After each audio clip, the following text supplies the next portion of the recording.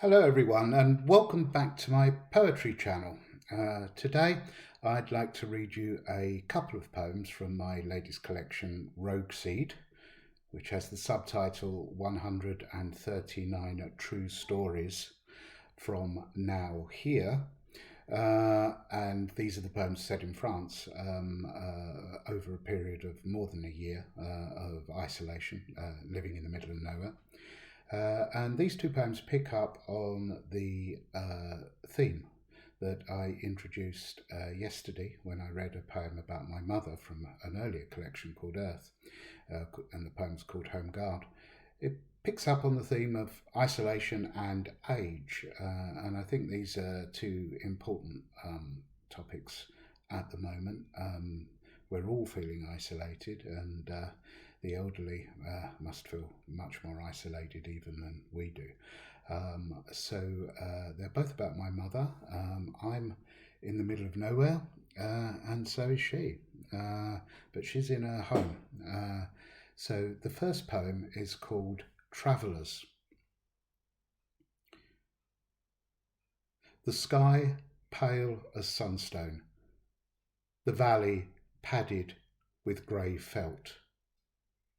For her another day, carers at dawn, with dinner and sunset. I shave, clean my teeth. She's wiped, powdered, put in a chair. Hours are marked by a shadow that creeps across our cabins. I drift on the ocean of her concerns. Her ship appears from my fog. I sleep 500 miles far, so as not to hear her nightmares. To navigate impossibly simple journeys is our miracle.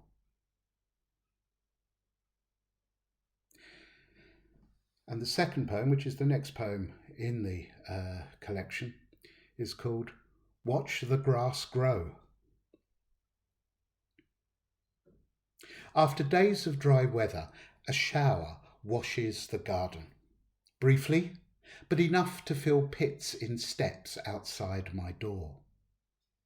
After it's passed, the sun reappears and the glistening grass pushes visibly, seems to long for the sky.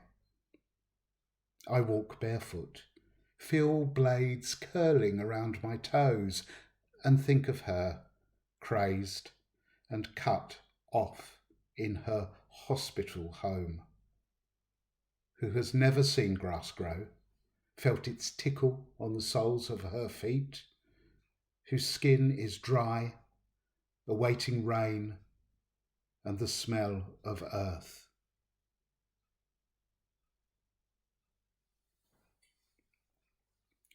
Well, tomorrow I think I'll cheer us up a bit, but I wanted to follow on from the commemorative poem about my mother and all the incredible coincidences about her date of birth, date of death, and my passion for Beethoven and her dying on Mother's Day by reading those two poems which were taking place in my life in the year up to when she died. So that's all for today. I hope to see you all again tomorrow, and I hope that you can enjoy some of the poems that have been read to you in the past. But for now, it's goodbye.